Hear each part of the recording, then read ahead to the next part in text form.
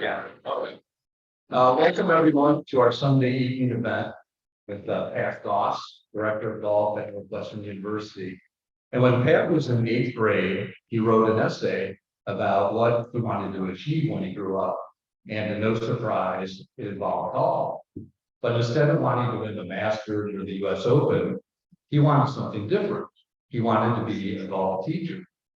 And today, Pat is probably the most prolific golf teacher in the Chicago area. Aside from the Wildcat players and the Wildcat camps that he runs, he's also been involved with many PGA Tour players, including Matt Fitzpatrick, who just won the US Open. And for a long time, Pat was involved with Luke Donald. He was his short game instructor and putting instructor. And for 56 weeks in a row, Luke was the #1 player in the world. And here's what Luke has to say about Pat. Pat is definitely one of the best short game coaches in the world. A part of the game that elevated me to the top in the world. Without his guidance, I would never have gotten here. It's great to have such an esteemed golf veteran here in Valencia, where we've hosted 5 USGA events, including the US Open. So Pat, take it away. And thank you. Let me ask you guys, are you more comfortable with me just speaking and projecting, or do we like the microphone better? Microphone. Okay, good. We'll do the microphone. All sound good. David, thank you for the introduction. You have to be some kind of researcher to get to that. So he was nice enough, and with your CDGA magazine involvement, he wrote a nice article about me. So that's how he got that 8th grade secret on me. But yeah, thank you to Onwencia for having me. It's really an honor to be at such an esteemed club. I grew up in Crystal Lake, Illinois, and my parents didn't belong to clubs. My dad owned a set of clubs to playing kind of his couple Kiwanis clubs outings a year. So I really discovered golf kind of from nothing. But what I always knew about Onwencia as a kid, you guys all know this. What am I going to have known about Onwencia when I was a kid? Hubby Habgen. Hubby Habgen. Because I can remember growing up and hearing of the mystery and the esteem of Hubby Habgen privately, personally made clubs, and that was really before there was club fitting. So Onwencia is a place I surely heard a lot about, and then I've had the privilege to play here a little bit, and even just standing here and overlooking the vistas you guys have created and what you've done to your golf course is really impressive. And was here recruiting during the Western Junior quite a bit last year, and obviously the course received rave reviews. So, but again, thank you for having me. So I just thought I'd throw this picture in for fun. You'll be glad to know, though, things turned out okay for that kid. He didn't look like he had much of a chance in that photo, but he married a beautiful girl. He's been gainfully employed. He had 3 daughters. So I did it. I came from that photo with the gap teeth, red-haired kid who admired Tom Watson from Crystal Lake, and ended up being okay in life. So it was all good. And I felt badly for you guys. I didn't mean for that photo to be up for 10 minutes before. So as I said, a little bit on my background. I grew up in Crystal Lake, and just fell in love with the game really on my own. Just grabbed my dad's 7-iron from the garage and started hitting it. And my parents were smart enough. They put me in a little junior golf thing. It was a municipal course called Twin Ponds, but I grew up playing all municipal clubs, and that's why I've stayed very passionate about municipal golf and junior golf, and stayed involved with the First Tee and in Canal Shores and Evanston, because I really do think it's the lifeblood of the game. And without courses like that, I would have never played golf. But I went to Northwestern and played college golf. I graduated in 1992. So I just missed my fellow alum back there. We could have dated if I was a few years earlier. No, that's not true. I meet all these women all the time who went to Northwestern when I didn't. I don't know any of them. I was too busy playing golf and trying to survive some economics. But not long after I graduated, I became the assistant coach. And then about 5 years later, became the head coach. So it was really very, very fortunate. But I have a few roles I play. So I'm the director of golf and player development at Northwestern.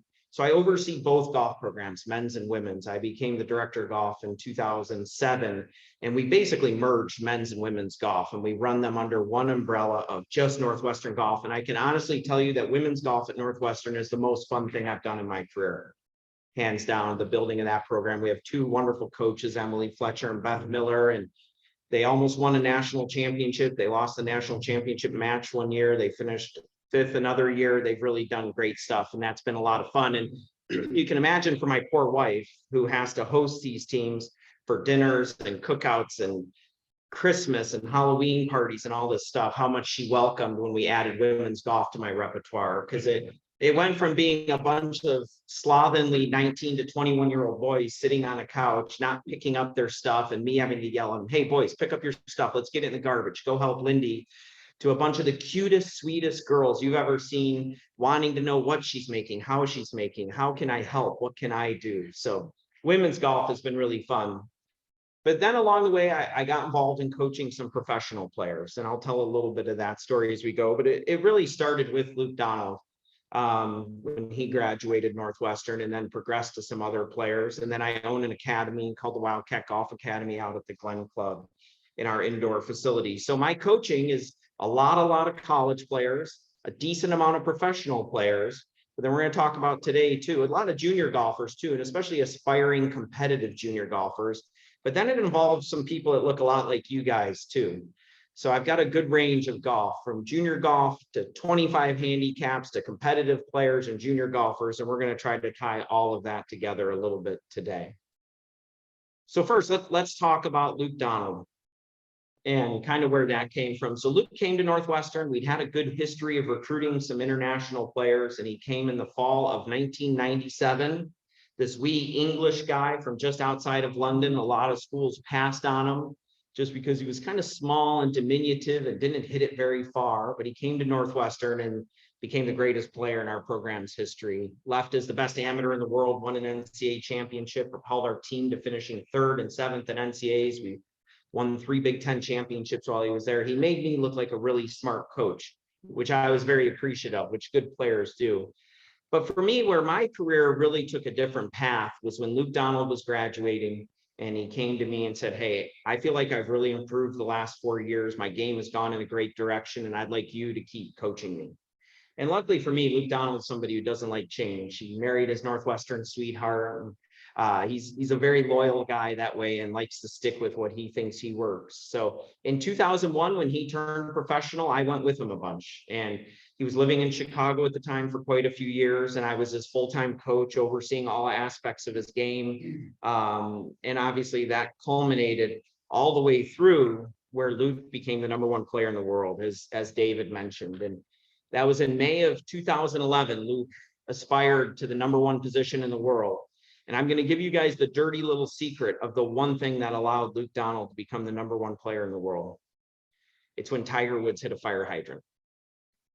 You guys remember that? There was rumors of his Elin chasing him out with a 9-iron, swinging it at his head as this affairs became public. But I'm still pretty convinced if Tiger Woods doesn't hit that fire hydrant and his life doesn't somewhat implode for a few years, he stays #1 in the world. So I'm very thankful to Tiger for hitting that fire hydrant. So, but no, it was a great journey. And I want to tell you a little bit about that with Luke and how we got there. So, and that's really the question of how does this guy go to Northwestern University, study art theory and practice. He was a very good artist, very accomplished artist when he was in school, worked very hard at it. Graduate from a great academic school that's in Chicago, where most of you, I'm guessing, go to Florida for the winters because the weather's not very good here. But he survived the weather and became the #1 player in the world. And the thing I'll tell you is there was a couple little journeys about this. And our first journey happened. Luke got to about 10th in the world in 2005 and really had a lot of progress. He won the Honda Classic that year. He'd won a couple times on the PGA Tour. His game had really progressed. But he really, at that point, he aspired. He talked about wanting to be #1 in the world. And that was basically blasphemy then. Tiger was really in his prime of prime. And Luke got a lot of criticism when he came out after winning this and saying he wanted to be #1 in the world, because it surely didn't seem possible. And Luke at that point thought really the journey to #1 was he had to hit it further. And so he really, and it wasn't a journey that I was a fan of, which is funny because now I'm a huge fan of that journey as golf has changed, and we'll talk about that. But at the time, it did not seem like a good idea. He needed to do what he was good at. His game went downhill a little bit from 05 to 06 to 07. And then we got a gift. And it's funny how life presents you with these obstacles that turn into gifts. In the 2008 US Open, on about the 65th hole of the tournament, it was on the back nine and Sunday. Luke was like in 18th place. He was at Torrey Pines. I'm out there watching him play. He hits a tee shot and he comes up lame, shaking his wrist, walks up. They bring a medic out. He can't hit another shot. He ultimately has to withdraw. And he tore that tendon that all the golfers tear, just right in front of your little wrist bone there. There's probably a really smart doctor in the room. It's like the TFCC. It's the one that golfers tear. And then it involves surgery and it involves a lot of time off. And really what happened there is it really gave us a break and a time to really sit down and reprioritize and really challenge Luke to talk about how he was going to get to where he wanted to get. And really the ultimate thing we learned is that Luke had to get rid of the focus on the outcome and the focus on the goals, and he had to bring it back to the process.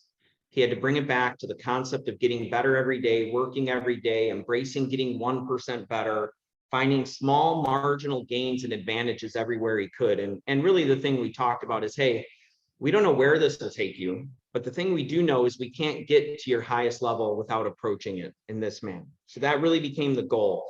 And Luke really embraced that. The other part of that gift, other than getting a little restart, was he had to start the game backwards from the hole. So as his wrist healed and he got better, it started where a doctor said you can putt. And ultimately we went through and we really worked hard on his putting fundamentals, and he started putting close to the hole. He got to putt further from the hole. He was spending a few hours a day just putting. A couple of weeks later, you can hit some short chips. So now we're hitting 30-foot chips with a 9-iron. And again, we're fundamentally really rebuilding it, making sure he's doing it right, starting with very simple shots. And then as he progressed into pitching and then some wedge shots, but he was really able to rebuild his game from the hole backwards, really exhaustively paying attention to his fundamentals, how he wanted to approach it, until he finally got to full shots. And it's funny, if you look at videos of Luke's swing in 06, 07, and even into 08, 09, his fundamentals got a little funky. But by 2010, he even really rebuilt his golf swing as we got the chance to build it back, got it back to where it had been as he was a great player. And that ultimately led him to #1 in the world. And then it was very fun as he got close to #1 in the world. It became a little bit of a noose around his neck, because he had plenty of chances before. He won at Wentworth, and one of the coolest events, I think, in the history of golf that got a little bit overlooked. They were playing at the BMW Championship, which is played at Wentworth in London, always in May. And Lee Westwood was #1 in the world at the time, and Luke Donald was #2. And they tied. They went to a playoff, and ultimately this playoff was not only to win, and the PGA, the BMW Championship at Wentworth is their players' championship. If you're English, outside of the Open Championship next week, which I'm very excited for, it is your biggest event. It is your country's championship, and you had 2 Englishmen ranked #1 and 2 in the world. The winner not only won the tournament, was going to flip to #1 in the world, and Luke was able to beat Lee Westwood in a playoff and became #1 in the world in that time. But he'd had some chances before that, and ultimately he had to even get past worrying about being #1 in the world, and again, just bring it back to the process of playing and continuing to improve. But then the journey keeps getting more interesting, and I can tell you that Luke Donald had to push so hard to become #1 in the world. I get asked this question a lot. It was the least fun job I've ever had, hands down, was coaching him at that period of time. It was very demanding, very hard. You're dealing with a team of people, because you not only had me as his golf instructor and overseeing his practice and his fundamentals, you have a full-time strength coach, you have a full-time physio who has his hands on Luke's body every day, you have a sports psychologist, you have a manager. So there's a lot of people who are involved in this as you're trying to figure out his schedule, figure out his goals, his priorities, manage his time. He has kids, he had a family at this point. But ultimately, the drive it took to continue to improve every day was very difficult. And he was very demanding of everyone around him, just as I'm sure all of you have been so successful in business are, and no matter what success he had at the time, you felt like you were just around the corner from the next disaster. So it's funny, as I look back at it, at the time, it's funny, I'm getting a little bit of perspective now, because it's 11 years ago now. And I'm starting to look back and go, wow, I coached a guy who was #1 in the world from when he was an 18-year-old to becoming the best player in the world over a period of 56 weeks over 2 years. And I'm steadily becoming more proud of that and somewhat coming to terms. But at the time, it never felt that way, because it always felt like you were one miscut away from that panic phone call and being back on a plane to Jupiter, Florida to continue working on his game. But then as the journey continued, and these are just some stats, we're going to talk about some stats as we go on, but you can see that in all stats, Luke was the best player in the world. He, in really in almost every category of the game. You look at 2011, he was statistically the best player. He had the 6th best long game, the 8th best short game, and was the best putter. So he really dominated the game at that time. But then we had a little bit of a downfall. And that started in 2013, really. He hang on, and I'll tell you how crazy golfers are and that edge it takes to become the best in the world.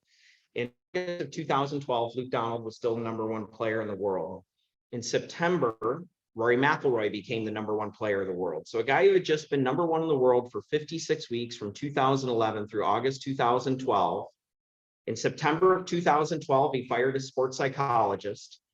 Well, let's not forget, he fired his brother from caddying in 2009, which anytime somebody would say, boy, Pat, you and Luke have had the greatest relationship. You're such good friends. He'll never fire you. I'd always say, the guy fired his brother. I'm going to get fired at some point. There's no question. He fired his sports psychologist in September of 2012. In December of 2012, he fired his manager as he felt like his game was starting to slide a little bit. And by July of 2013, he fired his coach. So I got fired in July of 2013. Luke at that point was still 3rd in the world. And as we look at his stats, you'll even see that his overall in his game, he was still doing very well. But he felt like he was sliding. And ultimately, the defining moment for Luke Donald was the 2013 US Open, played at Merion. And through 52 of 54 holes, Luke had a couple shot lead, 52 holes in. And on 17 and 18, the 3rd day, he made a bogey on 17. He made a double on 18. He started the final round a shot or 2 back. He played with Justin Rose the final round. Justin Rose had complete control of his ball, and he went on to win the US Open at Merion.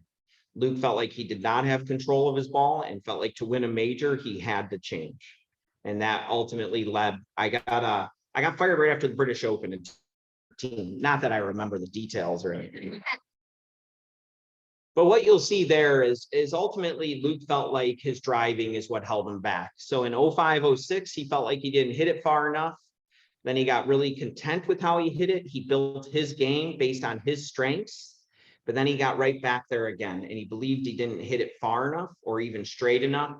And he changed coaches. And ultimately, this had nothing to do with the coach. Luke's fall had nothing to do with me and my ability to coach him. It had more to do with the mindset he had got to at that time of just the cognitive dissonance of associating it, and just ultimately his self-efficacy wasn't high enough. He didn't believe in himself enough and went searching for other answers. It had nothing to do with the specific information. It was what he was feeling inside of him. But then you'll see from 2013 forward, his game, he went from 3rd statistically in 12 to 7th to 31st to 46th to 52 to 103rd.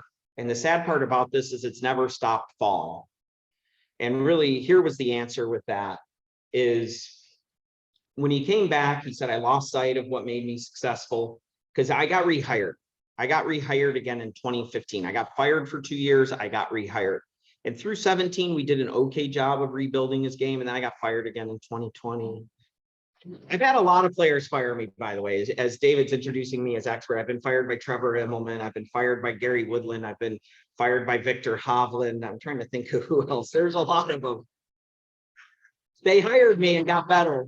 And so you can see here, he talked about, I went after my weaknesses, forgot about my strengths.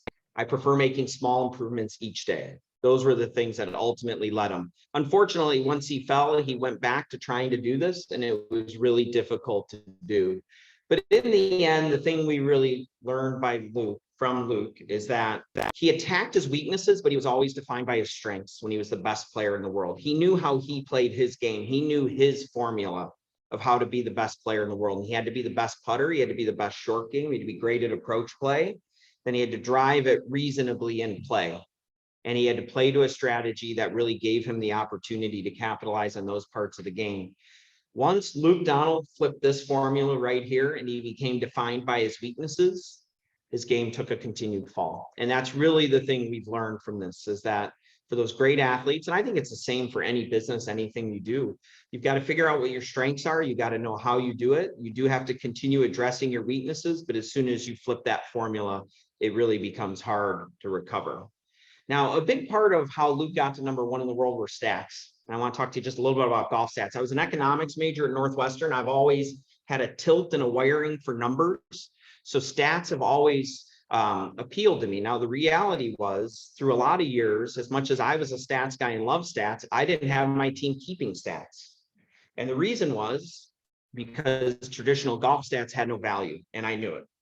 When we looked at greens and regulation, and we looked at fairways hit, and we looked at up and down percentages, and we looked at putts per round, they had no correlation to how good a player you were. Traditional stats were really lacking. This was a book that really helped me start to understand stats in a way. 3 Nights in August, written by this Buzz Bissinger, who's the guy who wrote Friday Night Lights. You know, he was a guy who just went and did sports stories, true sports stories, and he told the story. This is the story of Tony La Russa, the manager of the Cardinals, and it weaves in and out of the 3-night series when Mark McGwire and Sammy Sosa broke the all-time home run record. And it kind of goes from Tony La Russa's coaching in his past back to the series, and it just weaves in and out. But what I really learned reading this book is when you see La Russa carrying all these index cards in his pocket, and this was really back before sabermetrics had become what it is, and each of these baseball teams had a whole staff of quants, he was pulling out and he was constantly looking to gain 20 percentage points. You know, if he could get a hitter to turn from a 270 hitter to a 245 hitter, he knew that as he flipped those stats all the time, he knew exactly how many runs per year it added up to. And he knew how many runs per year he had to score and how many he had to save and where that would get his team. That changed the way I thought about golf, this book. And it made me start thinking about tenths. And that's what we started really pitching to our team back then. This is about tenths of shots. It's not about saving whole shots. It's about every decision we make, which part of the game we focus on, how we work, where we aim off the tee, what club we hit off the tee, what we do into greens. We're trying to save tenths, and we're trying to add up these tenths. And really the value of a shot becomes really important. And this is a score sheet I use. This was our women's golf team one year. And the thing you have to remember about college golf scores, this was after 54 holes of competition, is that 12 under is 12 rounds of golf. So this score differential here, where you have 4 teams within 1 shot, 3 tied, it's about 880 shots. So anywhere that we can save a shot becomes really valuable. 1 shot is really, really critical to us in college golf. And just because, again, we're not 4 rounds, we're 12 rounds. So the shots become really more valuable. And then this is what really changed golf, is shot length. Starting in 2002, the PGA Tour started measuring every shot tour players hit, and this has dramatically changed the game. So what happens there? They have that big truck that goes to every event. They have volunteers who measure every shot that's hit in a PGA Tour event. So they measure the tee shots, the approaches, how far they are. And all of a sudden you had all this data. And the PGA Tour did something really interesting with the data. They gave it out. They gave it out to really smart people. And what you had to do is you had to come to the PGA Tour, you know, as a really nutty statistician, and you had to approach a concept to them of what you wanted to study, and they would give you some data. And they'd let you study it and to come back to them with what you learned and what you were learning. And then if they liked it, they'd give you access to all the data. They'd give you the files, you'd open it up, and they had millions upon millions of golf shots from the best players in the world continually over time. And it completely changed golf. And what it ultimately led to was this. And this is a book called Every Shot Counts by Mark Brody. Mark is a professor at Columbia, and he was the first one who took this data. He also went out and spent a lot of time getting data on average players, and he invented a new stat. And what is that stat called? What is the stat you guys hear about in golf all the time? One of these young, handsome guys over here should know what this is. It's called strokes gained. And strokes gained completely changed golf. Now, one thing, this is a very definitive, important book in the history of golf. I would not recommend reading it unless you're somebody who really likes tough boring reads that generally put people to sleep. It's a very interesting book. Amy, you're probably smart enough. This book might appeal to you. And what happened is I got to know Mark, and I think I appealed to Mark being a Northwestern alum and an economics major. And I met him in about 08. And this is before any of his data was public. So with Luke, we adopted strokes gained in 2009. And back then, nobody had it. It was a real advantage for us. We were getting strokes gained data on every course and what each course took for Luke to play it and how the best way to play it. We were getting overall assessment of his game. And again, it didn't exist. Where now all that strokes gained data is public. Every tour player can find it, but back then they didn't. So strokes gained and Mark Brody really changed golf. I'm actually in this book quite a few times. That's how boring it is. So, but, and again, I'm going to bring this slide back up but basically I'm going to explain strokes gained to you and then I talk to you a little bit about how you can apply it. But these were Luke's stats. They take every category and then even within these categories, they break it down. They break it down into different distances, different lengths, and give strokes gained statistics for everyone in each category. But here's the easiest way for me to explain strokes gained, because they talk about it a lot on telecasts. They'll reference the number a lot and you'll hear it a lot. Strokes gained basically takes each shot and isolates it. So the problem with those old golf stats that I didn't like is bunker up and down combined two stats. Okay, so it involved a bunker shot and a putt. So the reality is if I hit my bunker shot to 10 feet and you hit yours to 4 feet, you missed the putt and I made the putt. I was listed as a better bunker player than you. But the reality was I was a worse bunker player than you. I hit it 6 feet further away. I was a better putter than you, but it showed up in bunker stats. Same in greens and regulation. Now, greens and regulation is the one of the old stats that's held up the best, but it combined multiple stats. Mark Brody was the first one who really took the strokes gained and he isolated every shot that was hit and turned it into its own entity. Here's the easiest way I can explain this to you, and this is kind of interesting stuff anyways. From 32 feet, a tour player averages 2.0. That means they 3-putt as often as they 1-putt. Okay, and it's a small percentage. They only 3-putt and 1-putt like 5 or 6% of the time from 32 feet. They just 2-putt a lot. They 2-putt a lot. So they average 2.0 from there. From 8 feet, tour players make 50%. That's the average from 8 feet. So here's how strokes gained works. If a tour player has a 32-footer, now he's supposed to average 2.0, right? See if you can follow along. It's tricky. I thought this looked like calculus when I first saw it. And then it actually turned out to be pretty simple. He hits it from 32 feet to 8 feet. They're going to take that one shot and they're going to give him 1 for the shot he hit. And they're going to give him the value of the next shot, which is 1.5. So they assign him, they say that one took you 2.5 based on the one shot and you were supposed to do it in 2. So you lose half a shot on your 32-footer. Then if the tour player goes and he makes the 8-footer, he did it in 1.0, he was supposed to do it in 1.5, he gained half a shot. So all of a sudden that 2-putt got broken down. It turns out he was a bad lag putter and a good short putter. And they did this for every shot in golf. And with a big enough sample size, it's a great statistic. Problem is people try to use it, like the kids on my team want to look at their strokes gained every day. And I'm trying to explain to them that with an N of 1, it doesn't really have value. Because if you're in the left rough, you have to hit it to 50 feet from 100 yards. And if you're in the right rough, you could hit it to 6 feet. So it's really meant to be aggregated over time. But basically it takes every shot and it assigns a value to it. And basically the big thing you have to understand about strokes gained is 0.0 is pretty much the 100th best player on the PGA Tour. There's basically 200 people who play the PGA Tour for a living. And the 100th best at every shot is 0.0. So it's also an interesting stat because for my players on my team, they'll have a stat that say we'll be going over their stats with them and they're negative 0.236 in approach shots from 150 to 200 yards. And we have to tell them, hey, this is great. You're really good at it. This is a strength for you. But all they see is that negative. But I have to remind them that guy, that's 0.0, he makes about $2 million a year playing golf. He's pretty good. So 0.0 is a good stat. And if you're ever a stat enough junkie, there are surely plenty of programs out there that you can do that add it. And then this became a really interesting project for me, which was Freakonomics. And I'm sure a lot of you probably remember Freakonomics and the subsequent books. It was written by Stephen Levitt, who was the behavioral economist at the University of Chicago, and his author was Stephen Dubner. And Stephen Dubner was the one who kind of made it magic. He took the story and he made it into an interesting story that all of us read. And this book sold millions upon millions upon millions of copies. Well, it turns out Stephen Levitt, golf freak, absolute golf junkie. So he started taking lessons from me.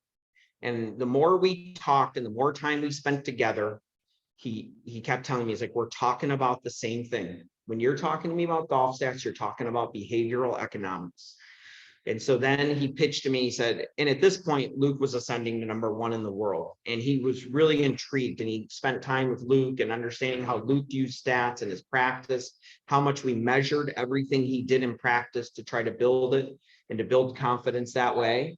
And Stephen Levitt came to me and said, we should write a book on golf. And this was before Mark Brody's book. This was really good timing. We spent $250,000, thanks to the Freakonomics brand, which it turned out had a lot of money, researching amateur golfers. We ran events all over the country where we measured every shot. We had a ton of volunteers. This whole Freakonomics brand was really helpful for us to be able to do that. And we got a lot of data on it. We ended up pitching a book. We had all the chapters done, and then the book got ate up by the same Freakonomics thing that paid for it. It turned out Levitt and Dubner owed them 5 more books, Harper and Collins. And it turned out they didn't want to write the golf book. They wanted the other 5 books they owed them. And the golf book basically got swallowed up. It's really, for me, it was one of the most interesting, fascinating things I've ever done, and one of the most disappointing things that it didn't come to fruition. So, but here's what we learned about average golfers, because this one was just, we studied average golfers. We found a way to save you 4.5 shots per round. And we tested it. We ran control groups and we caddied for players, and it was really a hoot to do. So one thing, when I caddied for you, we get you on a TrackMan, that device that I'm sure Nick uses out on the range when you're here to measure shots. We'd measure it. I'd figure out how far you actually flew your 7-iron. None of you know how far you fly your golf ball. You've got some little bias there about how far your ball goes in the air. So we'd find out how far, and that's all tour players care about, is how far their ball goes in the air. I'd get your numbers. I knew how far your ball went in the air.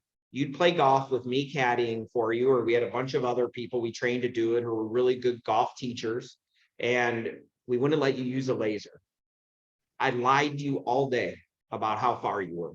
I lied sometimes into the wind. I lied by 30 or 40 yards sometimes, but I lied by 10 or 15 yards on every shot you hit. Just because, again, people, you have to think of, in a lot of stats in golf, and we're going to get to this as we talk about Matt Fitzpatrick, is you're basically taking your scatter pattern. So how far your bad 7-iron goes, how far you're good, how far left, how far right, and you're taking the pattern and you're figuring out where to move it, to pick your target and to pick your club. So I just had a good sense of your scatter pattern, and I lied to you. So one, you needed to hit a lot more club. That was one thing we really learned. We learned you had to really be a lot smarter off the tee. And that was always hard. I dictated. The rules were, when we caddied for you, if you weren't in the control group, you committed to doing exactly what we told you. And there was a lot of times you got to a tee and I said, you're going to hit 4-iron and you're going to aim it in this direction. And you went, no driver, Pat? I said, no driver. We're going to hit 4-iron right over there. So you had to do strategically. When you hit it in trouble, we made you pitch out. No matter how many times you said, hey, coach, do you see that gap right there? And that tree looks pretty thin. I can get it through that. No. We're going to chip it 80 yards that way, right out. And then we found some other things. We found one, and I think you guys know this, especially when you're playing at a great club like this, how tightly mown are your walk areas right now? That last area before the green where your superintendent uses a walk mower instead of a riding mower. How tight are those right now? Are they tight, I assume? Pretty tight. They're pretty tight. What club do you guys use from there typically? Sand wedge? What other clubs do we use a lot? Hybrid putter. I love all those. We found out you guys need to putt a lot from off the green. That was the one that amazed Stephen Levitt. He's like, this is the simplest, dumbest thing I've ever seen. He's like, if we just get people to putt more from off the green and then actually practice it to get better at it, they save a ton of shots. Another thing we learned that was really fascinating, bunkers, they're real hazards for you.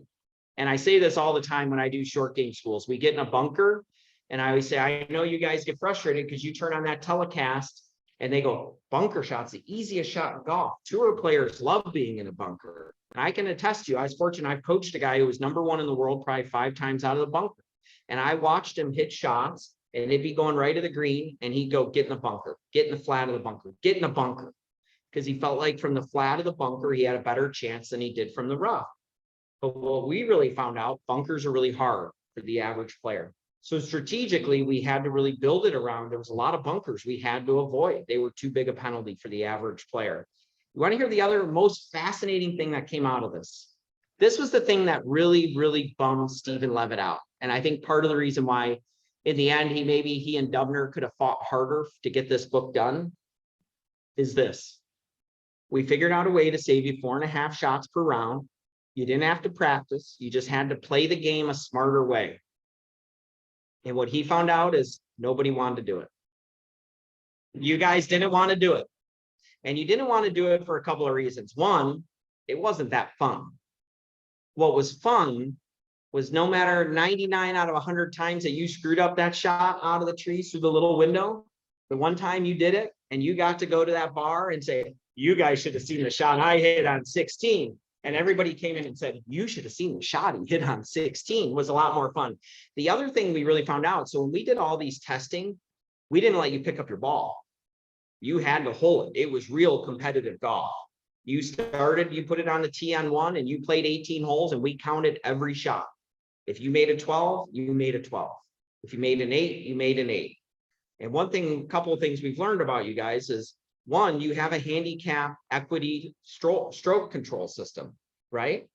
And most players know what that is. So you get to a point and you're hacking and you're in the trees and you've hit it out of bounds. Then you pick it up and go, well, the highest I can take is a 6. Put me down for a 6. That's my handicap stroke control. So that really limited how much your mistakes hurt you. The other thing is you give each other too many putts. You give each other way too many putts. And so now we made everybody add up their putts. But in the end, you're being given those 5-footers and those 4.5-footers, your buddy. And everybody's giving putts to each other for the same reason. I want you to give it to me, so I'm going to give it to you. It's a tit for a tat for sure. You know, we're all hopeful. Well, if I give him that, I bet he gives me that one. So those things really ended up influencing score. And so Stephen Levitt had really thought, boy, this is behavioral economics. If I can change and give you a financial reward, you'll do that. You'll change your behavior. But in the end, even though we found the reward in the shots, nobody wanted to do it. Okay, so that died anyways.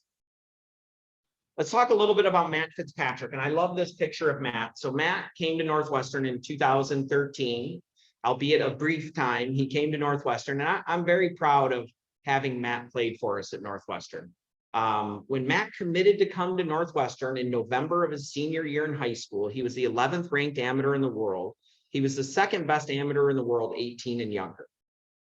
He was the highest ranked player in the world to go to college. We signed the best player in the country. Matt Fitzpatrick is the best athlete that's ever come to Northwestern University, both at the time of his signing, but then when he came, he was the #1 amateur in the world. He was the best player in the world when he came. He's by far the best athlete that's ever come to Northwestern. But our downfall was the summer before he came. He made the cut in the British Open. He played great. He was at Muirfield. He had a great summer. By the time we got to mid-August, Matt was the 3rd ranked amateur in the world. And then he went to the US Amateur in 2013 at the Country Club in Brookline, Massachusetts. I went to the medal play, watched him play. He finished 5th. He looked amazing. I was licking my chops. We had Dylan Wu who's going to be on the same team with him coming up, who's playing the PGA Tour right now. We had an All-American and Jack Perry on that team. And then he got through the stroke play. I flew out of town. David Ingles, who helps me coach the men's team, flew in, and Matt started winning matches. And after he won a couple matches, I texted David and said, we really need Matt to lose. And David he wasn't getting my vibe at first. He said, what do you mean? This is so fun. And I said, we need him to lose soon, because otherwise we're not going to have him very long. And ultimately, that's what happened. Matt won the US Amateur. He became the #1 ranked amateur in the world. He went and played the Walker Cup at National Golf Links of America, came to college as the #1 ranked amateur in the world, had a great experience that fall, won a college tournament. Our team won a couple tournaments, and then he went home at Christmas. We'd already set up a schedule. He was going to play in the Masters. He was going to play in the US Open. He was going to have to miss a lot of college golf. He was going to have to take practice trips to Augusta. He was going to take a lighter load that winter, but we had it all sorted out. And then I got a call in about January 2nd. Said, Coach, I'm not coming back to school. And he went home, and a bunch of agents and a bunch of manufacturers signed up at his doorstep, and he realized he had a once in a lifetime opportunity at that time. And that's a decision I never fault the guy, because the reality was, by the time he would have graduated Northwestern, had he stayed 4 years, he'd already won 2 European Tour events and played in a Ryder Cup.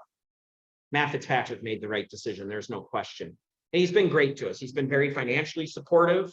I've only asked Matt for money one time, and we asked him for $50,000 for a project, and he wired me the money the next day. He carried a Northwestern staff bag. But let's get back to stats, and we'll talk more about Matt. But Matt, even when he came in 2013, we were pretty heavy into stats, but our players were a little lazy back then. And our players now at Northwestern, they chart every shot they hit. So they know they're laser. But if you watch my players, they also pace every putt they hit. They laser every chip they hit. And then at the end of the hole, they do what Matt's doing. They write it down. You know, as we tell them, if that data is accurate, we have really good data to understand your game and build it. But if you guess and you say, that kind of looked like 40 feet, I'll write down 40 feet, but it was actually 61 feet, that becomes really important. If you say that looked like 4 feet, but it was actually 6 feet, that becomes really important. Well, luckily for us, when Matt came, he was already doing it. And he was way more diligent than the current players we had on the team. So all of a sudden, when the #1 amateur in the world shows up, that ticked everybody's behavior up quite a bit. And Matt has continued to really embrace stats. You know, this was an article that came out just about a year ago in Golf Digest. And Matt gets a lot of good press in Golf Digest. One of the reasons being, a guy named Daniel Rappaport is the primary the golf writer for Golf Digest. His real job is he mainly follows Tiger around. Daniel Rappaport was a freshman the same year as Matt. They lived in the same dorm. They're very good friends. They've stayed very good friends. So he writes a lot about Matt. But he talked about how the 26-year-old charts every shot he hits, including practice rounds. And the question was, why do you do this on the PGA Tour when you already have shot length? Here was the reason. Shot length measures your distance from the hole. Matt's whole point was, I don't aim at the hole very often. And I could tell you I'm Webb Simpson's short game coach, and I had Webb do a Zoom with our team over COVID.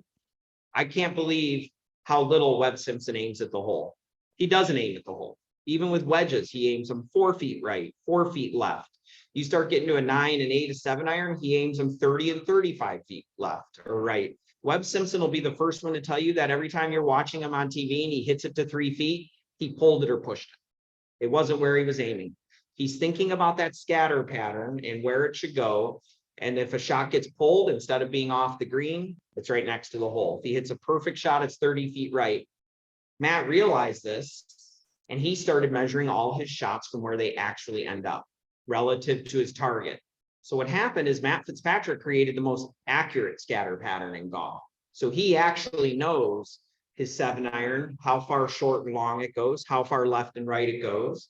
And then it really becomes pretty simple math to figure out where to move that target for him to get the most out of his game and save those tenths of a shots we talked about. It's really quite interesting. And we have to talk about it a lot with our players and targets. One of the most interesting things we have to understand with our players is they can't play scared. And I have a bunch of Northwestern kids. They've been pretty perfect their whole life. They've been great students. They've been great citizens. They've been great golfers. They are scared to death of failure.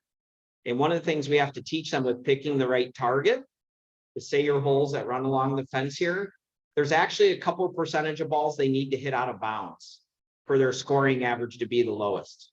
Because if they take the target so far left that it never goes out of bounds, it limits too many good things from happening.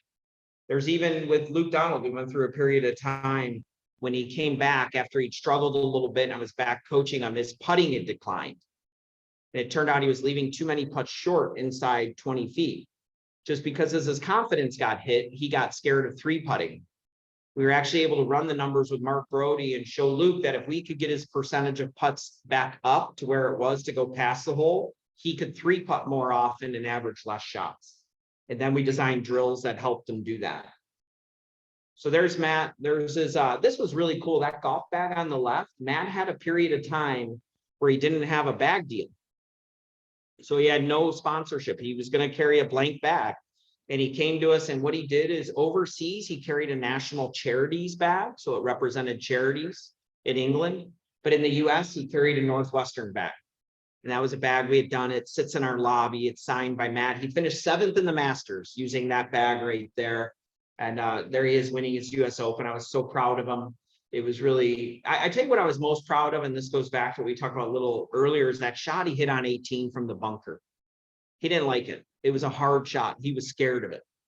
And it's a part of his game that's weak, but he knew he had to be ready to hit it in that moment. He had to talk himself into it. But sure enough, and we talk to players about this all the time, you're going to get the shot you're scared of at some point to be great, and you're going to have to be able to execute it. And he did it. And a good picture of him there in college with Jack Perry when he was at Northwestern. So Matt's a really neat story, and I think we're going to see him win more. He's really smart. He's really working hard. He hosted our team this February at a place called the Grove 23 down near Jupiter. And he and Luke Donald played with our team that day, and he sat down and did an interview and had lunch. He couldn't have been better to our team. So we're lucky to have him, and going to continue to call him a Northwestern Wildcat for sure. All right, let's talk about a little bit of short game. How are we doing on time here? Am I boring you guys yet? No, we're doing fine. All right, so some short game. You guys are bad at it. I hate to tell you, but you're bad at it.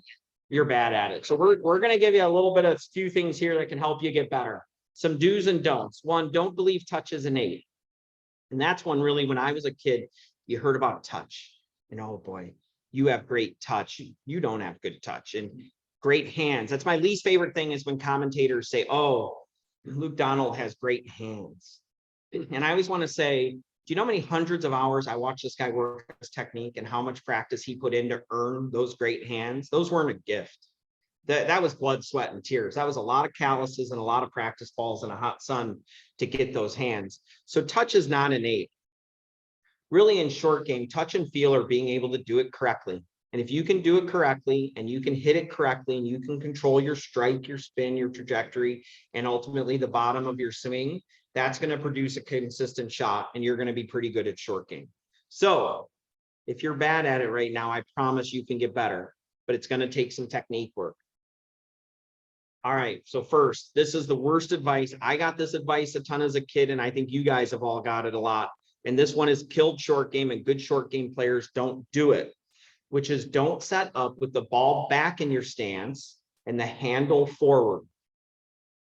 And it's the way we were all taught to do it. So if you can envision that, apparently there's like one person watching a Zoom here, so I'm supposed to stay right here, but we're going to vary out a little bit. Which, hello person on Zoom. But for you guys, if you're right-handed, you all want to put that ball back on the right foot, and you want to put the shaft this way. And you're trying to ensure solid contact, but it really hurts your short game. It produces the dig edge of the club.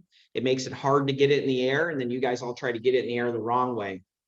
We want you to set up with the ball forward of stance and the handle centered to hit a pitch shot up in the air. And here's a picture of David Lipsky. So I have two of my former players. I coach really 4 or 5 players in professional golf, and I'll tell you why the or 5 is. So Dylan Wu and David Lipsky played for me at Northwestern, and they're both PGA Tour rookies, and I'm still their short game putting and wedge play coach. They have different full swing coaches. David's the best in the world at this, I think. He's better than Luke Donald or anybody I've taught at it. I got this guy young enough, and he's also the best representative of what I believe is correct in short game. And this is a picture of David set up. And then Dylan Wu's a Northwestern alum who's 25 years old and playing. And I'm Webb Simpson's short game coach, and have been since 2015. Nicest human being I've ever met, by the way. If you don't cheer for Webb Simpson, you just don't have a heart, because that is the nicest family, faith-based man I have ever been around. And he puts his family first at all times. He can't say a negative thing about a person. He's always positive. He's always energetic. He's an amazing person. And then I'm Danielle King's short game coach, who plays on the LPGA Tour. At times has been the best player on the LPGA Tour, and she's crazy. She's flat crazy. Yeah. She's very driven. She reminds me a lot of Luke when he was trying to become #1 in the world. She's super driven to an almost unhealthy level at times. She had a period this year where she didn't feel like her short game was good enough, and it was the tournament the week before a major. This actually got a lot of press, and she intentionally started missing greens during a tournament so she'd have to chip more, because she didn't think her chipping was very good. So she's crazy enough that she was willing to sacrifice shots in one tournament to try to be better prepared. But what I want you to notice in David's setup there to hit a pitch shot with his lob wedge is the way the shaft, zipper on his pants, the buttons on his shirt, and his nose all line up with the ball. That's what we call neutral. You just want to line it up. If we start seeing the buttons on my shirt lean to the right and the handle lean that way where they start to form an angle, short game's really hard. Neutral it out, line it up, put your nose, your shirt, your zipper, and the shaft all together. And that'll start to help your short game. And you guys have all heard this term about bounce. I don't want to bore you with bounce tonight, but it's going to help you start using the bounce and not digging the club in the ground. The club will start to skim as you do this setup. It'll help you find the bottom. Don't set up open either. I hate this one. Have you guys all been taught open in short game? I think most of us were. Hopefully Nick, I've spent a lot of time with Nick Papadakis. We're longtime friends from back when he was at Conway Farms in Old Elm. I feel pretty confident Nick has this right, but I haven't quizzed him on it a few years. So I hope you guys are getting good information here. But I don't like open at all. I really want you to set up square. I really want everything square to the target, and I can even make a case for closed. And here's one of the players on my team, and you can see him hitting this pitch. He has that good shaft, zipper, buttons, nose setup, but you'll notice that right foot is slightly drawn back. I can really make a strong case for you that closed is better in short game. And I can tell you that Luke, Webb, David, everybody I teach, they'll cheat to close the harder the shot gets. They know that open doesn't work. And even just to get a sense of this, I got to figure out this PowerPoint on the computer isn't clicking with me. So I got to catch up here somehow to get here to play this video for you. You can see in this video of Luke how square his feet are. Oh, it didn't play there, did it? All right, we're going to have to skip that. It played on my computer really nice. Oh, it did. Okay, good. But you can see how square his feet are there to hit this short game shot. So I love square, and we're going to get to the reason that square is important as soon as I learn how to do this. Oh, it didn't click with me. Oh boy. Once I got on this, I can't figure out how to get off. Anybody really smart here? Let's see. On my screen, it's showing something different than it is here. Let's figure out how to do this, because I've got more really interesting stuff to say to you, but I'm teasing. The next thing is talking about don't swing towards the target, and I'll keep fiddling with this. You can't think of golf as linear. It's not like bowling. We don't swing towards the target. We actually, for the right-handed players in the room, we swing way left of the target. We get going way left. Let me see if I can figure out how to get this thing going again. Oh, that's how I'm on the Zoom. Give me 1 second here. Again, I need somebody. Let's go. Slideshow from current slide. Okay, so don't set up open. Oh, it's still on. It's just not catching on this screen. Oh, this guy looks super. Yeah. Take a shot at it. So this is where I'm on this one, but we can't get it to catch up there. So don't swing towards the target. We really want to get you swinging left of the target. So when you look at good short game, the club goes out here and it goes way over here. It's a big circle. It's a big circle. It is not going towards the target that way. It's really swinging in a circle around it. I'm glad you can't figure it out, because now I know. Okay. Yeah, we're pretty stuck, but I can keep telling you the information. And so the reason that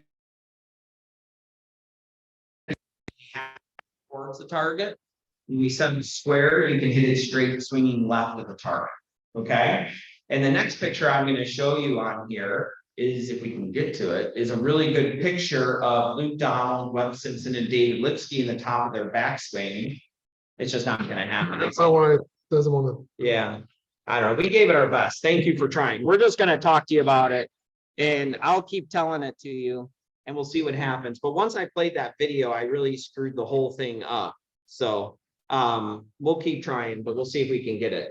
So we've got to get you to swing in circles around the target, not towards it, swinging down, forward, and left. Oh God, this is such a great video. I wish I could show it to you. It's a video I took on my hands and knees from about 4 feet in front of Luke as he chipped, and you can really see the club going left as he hits it, not towards the target. Start swinging down, forwards, and left is what we really need you to do. The last thing I talked about this is we want to take the backswing in. You can't take the backswing inside and shut. And this is the mistake you guys all make. Your club is way back here and it's too closed. These good players, their club is out here and the toe is up and the club is open.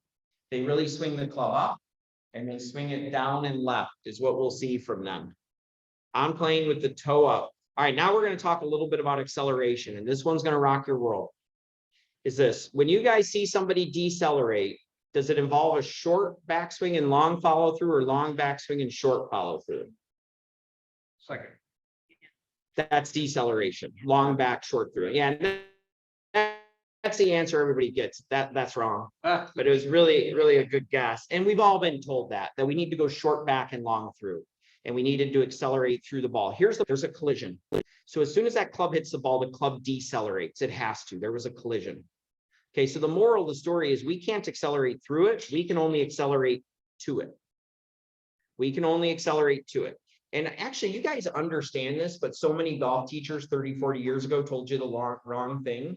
So you're being, all the poor women in here, your husband gets flirty and he's chasing you around the kitchen and he gets all flirty with you and he grabs a towel. And somehow as men, we think it's like a really good idea to do stuff like this. He's going to snap you with it, right? Now, if I want to snap you with the towel, can I snap it if I just do that? What do I have to do to snap it? I got to stop. I got to decelerate it. I have to do this. So my hand decelerates and it makes the end of the towel go faster. And there's a lot of that in short game and putting. And basically the moral of the story is your through swings are too long and your back swings aren't long enough. This is a really good video of David Lipsky hitting a pitch to win a tournament with a long backswing and a short follow through to get some force to the ball. And we talk a lot about how we have to accelerate to the ball, not through the ball. Okay, so and that implies in both short game and putting, you've got to accelerate to it and not through it. And your backswing has to be longer to do it. I'll give you the greatest cheat in putting ever. All tour player strokes are 2 beats back, 1 beat to impact. And you can simply just do it. 1, 2, 3. 1, 2, 3. It's not 1.5. It's 1, 2, 3. You want to get all your speed as you initially move the club forward. It's a very heavy club. If you get it swinging forward, it'll stay in motion and it'll produce a lot of energy. But you can't accelerate through it. You just got to accelerate to it. And that, again, that is one of the greatest ones in putting and in short game. It'll really help you. And I watch all you guys and you're wanting to take it short back and long through. And I watch all these tour players and they're doing the opposite. And I had a really good video of Luke on a device that shows that in general, his follow through and putting is shorter than his backswing. There's really only one guy who breaks my curve here, and that's Matt Kuchar. He has a longer follow through than a backswing, but in general, you'll see with tour players, it's very even. Start watching this and you'll get a kick out of it. When you're watching golf, watch the size of their chipping and pitching swings, backswing to forward swing, and watch the size of their putts, and you'll see it really gets shorter. So if we can get you longer through and shorter back, you're going to make better contact. The only thing you're going to curse me when you do this in putting tomorrow, I hope nobody has like a big, what's the season-long match called in Valencia? There must be like a season-long McDonald Cup is one. Yeah, the McDonald Cup. I hope nobody has like a McDonald Cup match tomorrow morning and they decide to warm up and do this on the putting green, because you're going to hit putts harder than you've ever hit them, because you're going to make better contact. You're going to understand how the force is applied much better. So I was going to talk to you a little bit about what college golf looks like, but without the slides, and we're probably getting close on time anyways. The biggest thing I can tell you about college golf is, even from the time I played and the time I started coaching, is it is growing substantially. We're very fortunate to have some generous donors that really make that possible. But we spent in 1998, we built an indoor golf facility for 1.1 million. By the time we renovated that in 2019, it had been passed by everybody in the Midwest. We built the first, but everyone had built a better one. They all have beautiful facilities. Places like Stanford, Duke, they have incredible facilities that are 30 acres just for golf. And recently it was announced Alabama, Amy, this one would make you nervous. Alabama is spending $25 million to build a golf team facility. $25 million. just for a golf team facility. It has 9 holes, it has a practice area, it has buildings just for the golf team. We have, even to give you an example of how competitive it's become at Northwestern, we have a full-time trainer. In our golf facility, we built a gym. We have a gentleman named Scott Bartholomew, who's a Golf Digest top 50 instructor, and his only job is to work out our kids. Anything with their health, wellness, recovery, all of that is what Scott does for a living. His real job is he has to make them go faster. He's got to make them bigger, stronger, and faster without getting hurt. One of the meanest things we do to our kids with this, we make them wear Aura rings. Do you guys know what an Aura ring is? Do you ever see the ads for it? It's basically a Whoop. It's a better version of the Whoop. So our kids at night wear this ring when they sleep. Now they all think we're monitoring their sleep, which we are a little bit, but that's not really why we do it. We get all their biometrics at night. So we do know how much they sleep, what different phases of sleep they were in for how long, but we know their resting heart rate, we know their heart rate variability, and we know their body temp. And what we're really using it for is to measure stress levels. Because I have a bunch of smart kids who really care about school. And it's true. I mean, there's not many coaches. Obviously, Stanford would be a place that would be like this, and there's others. We have to manage school. They can't be the best golfers if we don't manage school, because they care so much about school. It's so important to them. So I'm a coach who every day at practice, okay, I heard you have an econ test on Thursday. How's that coming? How much work have you done? Are you going to see a tutor? We're constantly worrying about it, because if they can't manage it, we know they can't be best at golf. But a big part of that is, how does a college kid at Northwestern cheat to get everything done in time? They don't sleep. That's what they don't want to do. They want to stay up all night to study. And we're trying to get them to understand that rest and recovery is a big part of performance, so that they have to get that sleep. They've got to manage their time. They've got to be more efficient with their golf. They've got to be more efficient with their social life. So we really are using that to understand when they're too tired, when they're too stressed, so that we can essentially give them more time off. They think we're measuring their sleep, which I will say every once in a while, and the trainer's the only one who sees it. I don't see it. But every once in a while, he'll come to me and he'll say, hey, Eric's data looked a little wacky the last few days, but I checked in with him and he went out for a couple nights. So then somebody's got to say to him, hey, enough. You got to stay in tonight. You got to get some rest. But really, that's the rare for us. The real common one is they haven't been getting enough sleep because they've been studying too late, and we got to get them to manage their time and take some time off from golf. So college golf has gone through the roof. And I'll tell you, with what's happening with conferences, I think it's going to continue. With the Big Ten adding UCLA and USC, I don't think that's going to be the end of it. And I think we're going to see these major conferences are essentially going to separate themselves away. And we're very fortunate. I hope Northwestern remains in the Big Ten, because we're fortunate to be in it, because the Big Ten is going to be one of them. The Pac-12 and ACC have real issues, I think, staying together right now. But this is going to become a game of super conferences that have incredible media and TV deals. And the disparity from the top to the bottom is going to become bigger. So hopefully we keep up with it at Northwestern and continue to. I think our golf team is definitely poised to be able to continue to do that. So what questions do I have from you? Yes, sir. Question, one, how did you become an assistant golf coach 5 years out? Well, I became the head coach 5 years out. Head coach, I was 27, yeah. why did you come to Northwestern as opposed to someplace where you can play golf all year? Oh, that was so heartbreaking. No, it's the first and last question. I get asked that one a lot. So I'll start with my background. So I studied economics at Northwestern, and really, I was in classes all the time with kids. Consulting was the big thing now. Everybody goes into investment banking now, all my players that don't turn professional, but consulting was the thing then, and I'd be hearing about my friends who got a $10,000 signing bonus and they were going with Arthur Anderson or whoever they were going with. And I decided at the time, I didn't know exactly what I wanted to do, but I originally went to work for a golf course development and management firm. It kind of seemed like a blend of both of the best worlds for me. But my coach in college was a gentleman named Jeff Morey. And a lot of you probably know Jeff. He's the director of golf at Conway Farms and has been since 1997, oddly enough. So Jeff was my college coach. And I was one of those guys, I was an underachiever as a golf at this level. And I wasn't a great player, but I was a really hard worker, and I was really organized, and I was really good for the team. And I did think like a coach and a teacher too much. And Jeff came to me and said, I think you ought to coach college golf and teach golf. I think you'd be great at it. And then he got a little bit of money for the first time ever in October of 1992. So I graduated. I started with this golf course development management firm, and I love Northwestern. There's nobody who loves Northwestern more than I do, and see the impact it made on my life and many lives since then that I've seen. And he came to me, and when you love something as much as I do, and that person who you inherently trust says this is what you ought to do, you say yes, sir. And I took a job that paid me $4,000 a year to be his assistant coach, and I taught golf at Lakeshore Country Club in the summers. And then Jeff Morey, who's been the biggest influence in my life, my biggest mentor still to this day, did me some of the biggest favors you could ever do.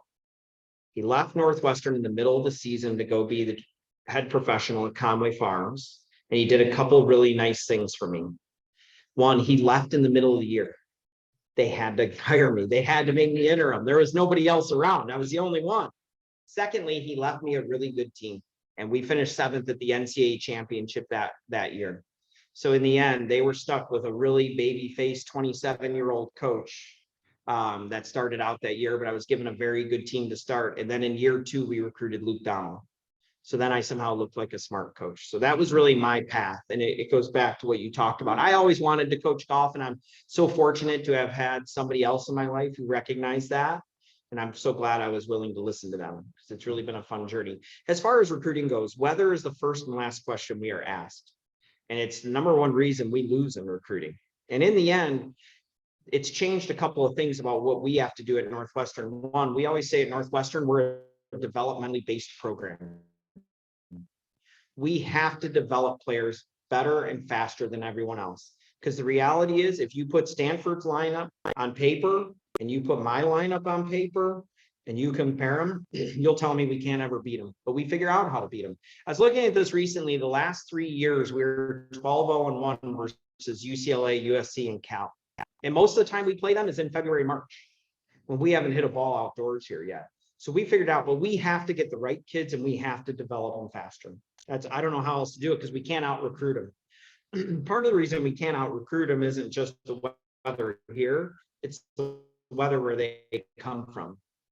Because if you look at a list, so right now we are really finished their sophomore year of high school. That's who we talk to every day on the phone. That's who I text every day. That's who we watch play golf.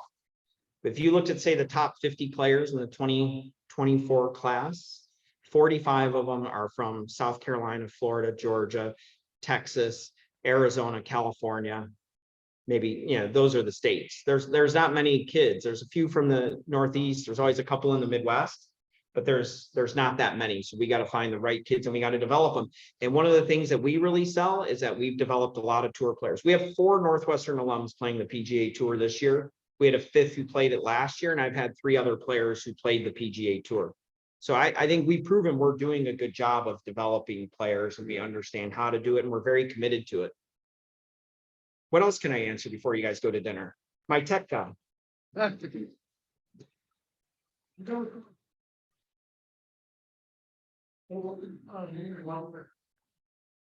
Yeah, it's happening a little bit, but not a lot. And I don't think it'll happen for me a lot. We'll see. But one of the reasons being, in men's golf, we always have about 40% of our kids are going to be international. Because of the weather question, we go international to recruit. And we've had a lot of success. Obviously, Matt Fitzpatrick, Luke Donald. We've had great success recruiting internationally. And Northwestern has a great brand internationally. And the city of Chicago is very appealing internationally. Those kids can't get it. They only have a visa to study here. They do not have a visa to work here. They could get it in their home country. They can't get it in the United States. So right away, close to half my team's not eligible. So for us, I think we're going to see some deals in golf, but it's going to be like, I look at Dylan Wu, the kid who's on the PGA Tour now, and if this would have existed when he was in school, he would have got money. He'd have found somebody who was from Medford, Oregon, and he was a hero there. There'd have been somebody who paid him $1,000 to go play in an outing. But we are seeing it with some of the bigger schools. And we've seen some Oklahoma State kids show up to the US Amateur wearing car dealers, shirts and hats. Equipment sponsors they already have. So they can already have equipment sponsors. Most of the kids on my team come with a previous equipment deal that they've had since they were 15 or 16. They don't get paid though, those kids, they just get free equipment. But no, I think companies are going to start paying kids. And we've definitely started to see it. Those girls, the women at Stanford, who are very good, Rachel Heck and Rose Zhang, they have signed big deals. If you watch, Rachel Heck has a deal with Stifel. the financial company. Rosang signed a deal with Callaway. Rosang signed a deal with Beats. So the top players are going to get paid, but it's really influencing the other sports. Unfortunately, that name, image, likeness went exactly the way everybody said it would go, and the NCAA said it wouldn't, which is in football and basketball, it's a recruiting tool. These quarterbacks and these star basketball players are getting paid millions of dollars to go to school right now at the very top level. You know, it'll keep them from staying, it'll keep them staying amateur longer because they're not making a lot less money being in college than they would if they turn professional. So it's going to influence us, but I don't think it's a big deal in my world. Yes, sir. Brother, what? Alex played at Wake Forest. I screwed that one up. I'm serious. I actually screwed it up. Don't tell the AD though. No. So we recruited, Alex was a late bloomer compared to Matt, but we obviously knew him when he was a very young kid and we had a great relationship with the family. We started recruiting Alex and he didn't look like he was going to be a good enough student. And his first go at the SAT wasn't near to good enough. So we kind of cool. Well, then Alex did better on the SAT. Then it looked like he had a good chance to get into Northwestern, but at that point, Wake Forest had started really recruiting him and he went to Wake Forest and he just turned professional. He's very, very good. He's a really nice kid. Yes, sir. What are your thoughts on the merger tour and how Yeah, now for the language? they are. You had one do it. Eugenio, kind of figure out how to say it's Chikara. He played at Oklahoma State and he originally announced he's close to the best amateur in the world. And he originally announced in June that he was coming back to Oklahoma State for his senior year. He wasn't turning professional. And about 3 weeks later, he signed a deal with Liv and said, adios, Stillwater, Oklahoma. I do think we're seeing it influence the younger kids. We saw the 2021 NCAA champion from Clemson, Turk Pettit, is playing the Live Tour. The 2022 U.S. Amateur champion, James Pyatt from Michigan State, is playing the tour. I do think you're going to see some young guys, you know, so I do think it's going to influence it some. It's very, very interesting to me. And I'm not a fan. The reason I'm not a fan is it's not a viable economic model, so it can't be competed with. That's the deal. If Liv wants to win, they win. They've got a family that has, Amy probably knows how much money they have, but apparently they have hundreds of billions. So for them to lose $500 million, oh, you've lost your drink there. For them to lose $500 million a year in a golf tour that they want to do for whatever reason they want to do it, they can do it. So when Greg Norman talks about their independent contractors and competition is good for everyone, this is unfair competition. This is you running a company and say, I can lose $10 million a year, but I'm going to beat everyone else. You know, so it's not sustainable. And I get why the older group did it. You know, the reality is Pat Perez, Graham McDowell, Lee Westwood, they were never going to win again on the PGA Tour. And they were just given 20, 30, 40, $100 million and 120,000 to finish last. They're going to ride that into sunset. They'll never have to play the Champions Tour. I don't get Bryson DeChambeau, Abraham Answer, because I just think it tarnishes your legacy. And it's so funny to listen to those guys talk. They sound so uncompetitive because they say, well, it's only 54 holes. It's less travel. There's no cut. There's only 64 players. And it's so funny because the coach in me is like, don't you guys want to beat someone? Or do you just want to beat a bunch of 21-year-olds that don't have tour cards and a bunch of 47-year-olds that are 10 years past their prime? But it's too much money. But I don't understand those guys. I hope they get it figured out. But I thought those comments from Rory this week were very interesting because Rory had been so pro PGA Tour. This week, he said in an interview that maybe the PGA Tour needs to work with them. And apparently after the British Open, there's going to be more supposed to be coming. And then they say after the Tour Championship, there's a few more. But the reality is it's a pretty small tour and not everybody gets it. You know, and some of those people are going to lose status. So I don't know. I don't like it. I'm not a fan. I love the PGA Tour. And I can even tell you for Luke Donald. Luke Donald will tell you he's won 17 times professionally. Now, the reality is only 5 or 6 of those are PGA Tour events, like another 7 are European Tour events. People don't count the other 5. He's won in Japan. He's won in other places. He's, you know, but in the end, they want to count PGA Tour events and major championships. I just don't know what their legacy will be. And it's interesting to see, like, Phil Mickelson's turned into like a bumbling idiot. Like, he just can't, he seems so ashamed of what he's done that he can't, they've all lost their sponsors. So I don't know, but hard to compete with. If they want to win, they win. Yes, sir. Any chance that your book would be resurrected and published by somebody else? No, I don't think so, because the reality is we were ahead of the curve on that one, but there's so much good information on stats now.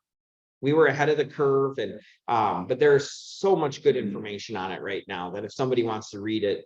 And I also think the Freakonomics brand, that was 10 or 11 years ago. The Freakonomics podcast is still arguably the #1 podcast, but I don't think their brand is quite what it was then. And who's interested in an old washed up Northwestern golf coach anyways, besides like the 14 of you? So, yes, sir. And like, what's the, and how does it go across the NCAA? Yeah, so we're gonna recruit 2, max 3 kids a year. Now that changed with COVID because all those kids got 5th years, so we were really only recruiting 1 a year. You know, the reality was the NCAA gave everybody who went to school during COVID an extra year. And the thing for us is it just meant there was less kids, we recruited less. It was really a tough time to be a high school junior or senior because there were a lot less opportunities because of 5th years coming back who were good players. But we'll typically recruit 2 or 3 kids, and that starts heavily right after their sophomore year, as I was talking about earlier. We'll start with a pool of be 50 kids, but really that pool's really about 25, and it's really only about 10. You know, we're really honed in on 8 or 10 players right now. Now it's very fluid, it'll change. My assistant just is flying home today from Germany. That'll change it. I'm going to Scotland later in the summer. We'll learn about somebody else. Somebody else will look like they struggle, or we'll learn more and decide we're not interested. So it's fluid, but it starts then with a pretty small pool and happens pretty fast. So I feel badly for these kids because that timeline is a full year and a couple months earlier than when I started recruiting. And really the reality now is if you want to come to Northwestern or Stanford, you likely have to be pretty good the summer after your sophomore year in high school. That's tough to be. You got to make a lot of sacrifices, and it's causing coaches to miss because some of those kids who looked really good at 15 don't look as good at 17 or 18. And it used to be we watched you the summer after your sophomore year, then we watched you again the summer after your junior year, and we could see who grew, who developed, who got a boyfriend or girlfriend, who maybe got a C in a class that we needed them not to, all of those things. And now we don't have that luxury. You don't have that much really to wait. Not really, because we lose. The kids have, I don't know if it's the kids or the coaches, because it's not us. We keep trying to go slower. But I promise you in 3 or 4 weeks from our top recruits, we'll start hearing, I got an offer and I'm going to decide in the next 3 or 4 weeks. The kids who are juniors and kids who are. Kids who just finished their sophomore year, they're rising juniors. I would say there's a very good chance that we need to recruit 3 kids in this class. Likely we'll be done with that by October. Maybe we'll only sign 2 and hold on 1. I wouldn't mind that, but we'll see. We've got to make pretty early decisions. And I'll tell you one thing I've learned in recruiting, we never misevaluate golf. We are 100%. We always evaluate golf. It's everything else we miss on when we miss. That's where we miss. It's understanding what somebody's motivation is, what drives them, their family dynamics, their work ethic, all of those things. And our biggest thing, you guys will laugh at this one, for a very academically based school, the biggest thing I have to find out is if you're coming to Northwestern only for school. Because what's happened is a lot of these kids became great players, and they knew, because the reality is on my team, they're all qualified students to go to Northwestern.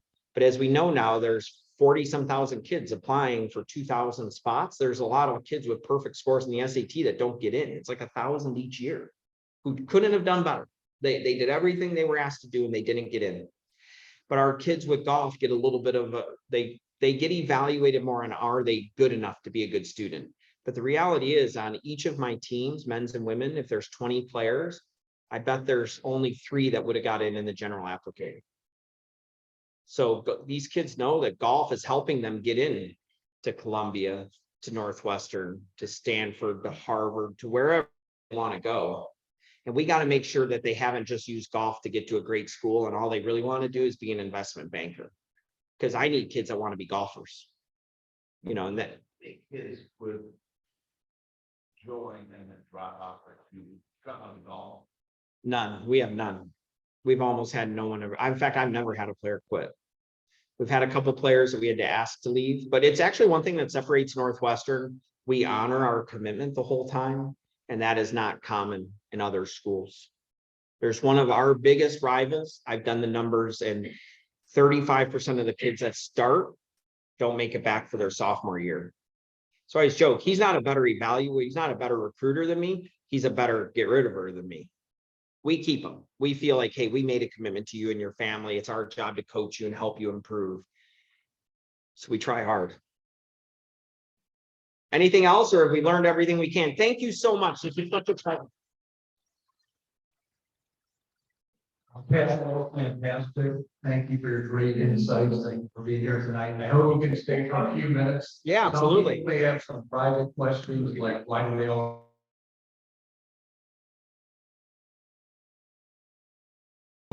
Hang out. I will, of course. That'd be great. So thank you very much. Thank you. Yeah. There's actually a hot here inside. And I know, I don't think the AC's on either. Yeah, it was warm. We're in Crystal Lake. My husband's from Crystal Lake. Yeah, I grew up, I really grew up in a town called Prairie Grove, but our main address was Crystal Lake, and I went to Crystal Lake Central High School. Us, he went to Marmee, went to Yeah. Valley View Road. So I grew up, did he grow up on Valley View Road, like on 176? If you went to the end of Valley View Road and turned right on Fish Road, that's where I. Okay, he was that big white house in the middle. Really? Yeah. Oh, that's like, it was a mile and a half, right? Oh, okay. But I drove, everywhere I went, I turned left on Valley View Road and took it to 176 to turn right. So I drove by that house 100 Yeah. times. So did I. Yeah. Yeah, I was very fortunate to have access to public golf courses. Like, Yeah, well, it was a great time. yeah, thank you. I wish you was. Yeah.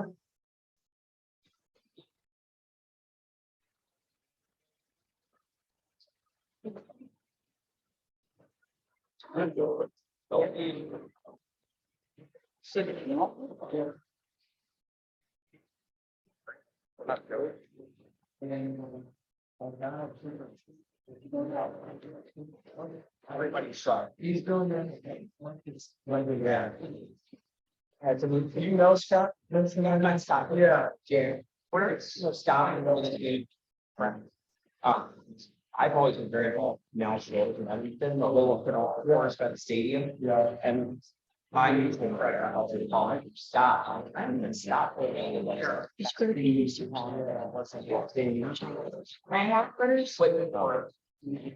Fighter. If you were going for shut up. Actually, leave. I was trying to drive. You shit. I think I decided. Yeah. Yeah, pretty good. Yeah.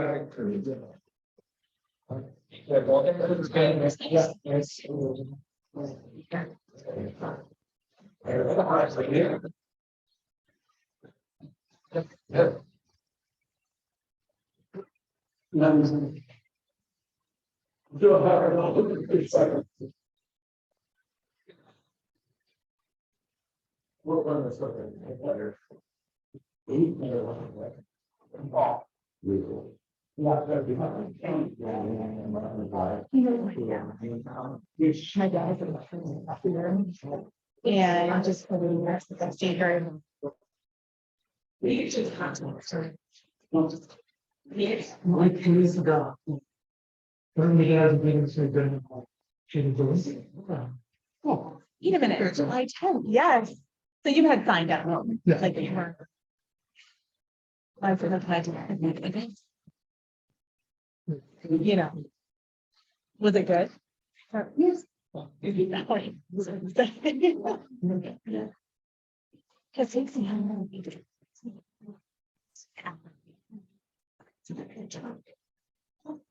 He's like, no.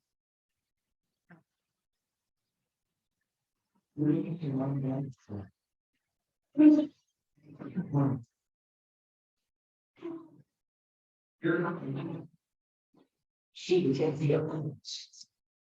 We're doing just saying. Yeah.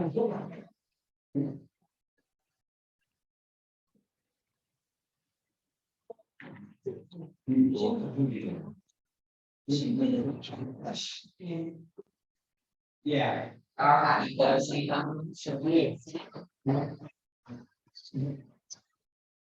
Anderson, Morgan. Those are awesome. Like, pack off. Hey, Joe, how are you? Pat. Yeah. Yeah, of course, of course. I didn't even think about this. I know your dad well, Maureen, I read when you ran cross country. Yeah, of course, of course. And I had no idea you lived here and we're here. So I'm here and I'm new. Are you married to this guy? No. I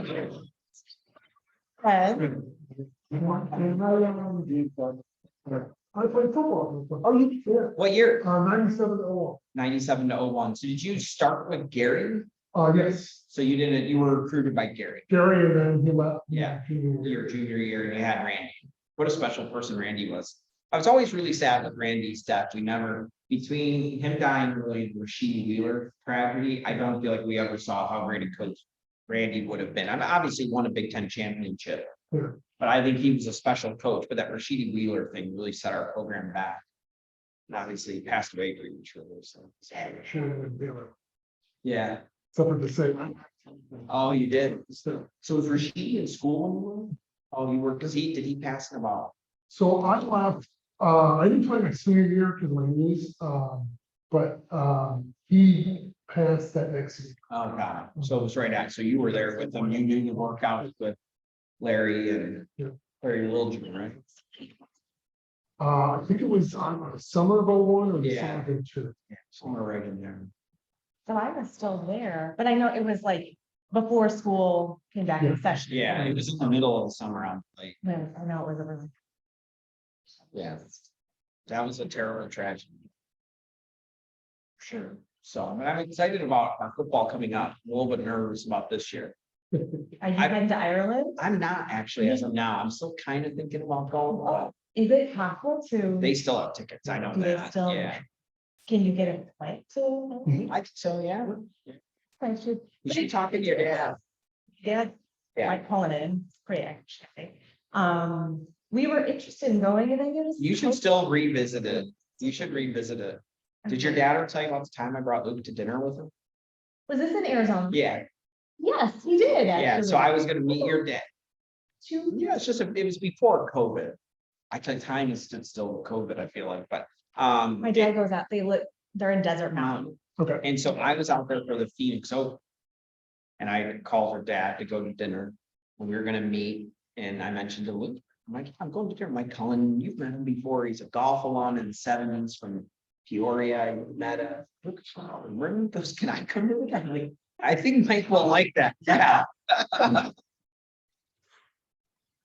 More like love it. He was Yeah. always asking me, because I'm class of 03. Yeah. And he's like, "Mom, have you met Lou Diamond?" Yeah.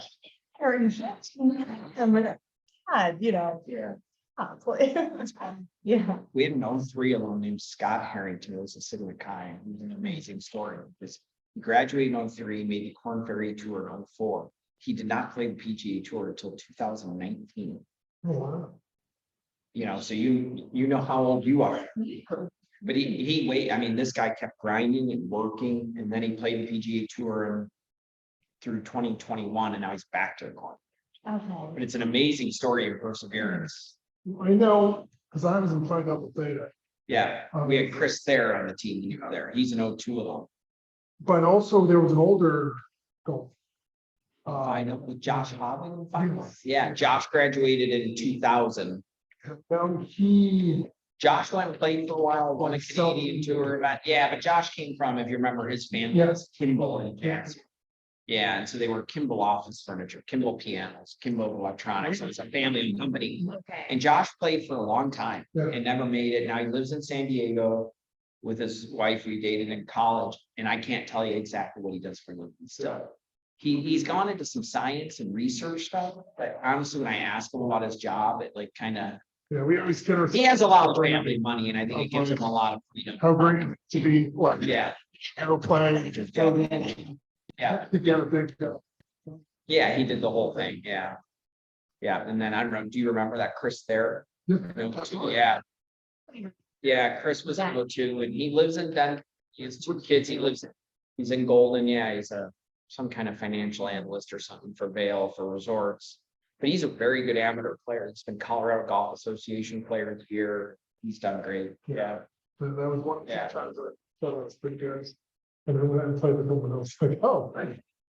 That's totally good. That happens. That happens. So are you a member here? Nick? You live up here? Oh, that's fun. It's just right, on the terrace back there. Um, And my husband and your wife I was reminded that you were to go say. yeah, thanks for saying hello. It's Of course, and my dad talked. Yeah, your dad's been so good to us for all these years. Yeah, he's such a nice, fun guy. He really is, yeah. Yeah, You'll have to, I'll introduce yeah, yeah. get him up here. And yeah, get you guys, because you're obviously you're in Evanston Yeah. year round. Yeah. Okay, Yeah, we'll get him up here. yeah. He's only been up here since we moved. He's been to our house twice, Got but, it. Well, tell him to get up here. and get him up start- here and I'll Play get. golf and, and I'll come- yeah, I'd love it. Okay, awesome. That'd be fun. That'd be great. All right. Yeah, good to see you. Good to see you again. Yeah, thanks for sitting that. I don't know why anybody want to do that, but I appreciate you. No, it doing was good. It was awesome.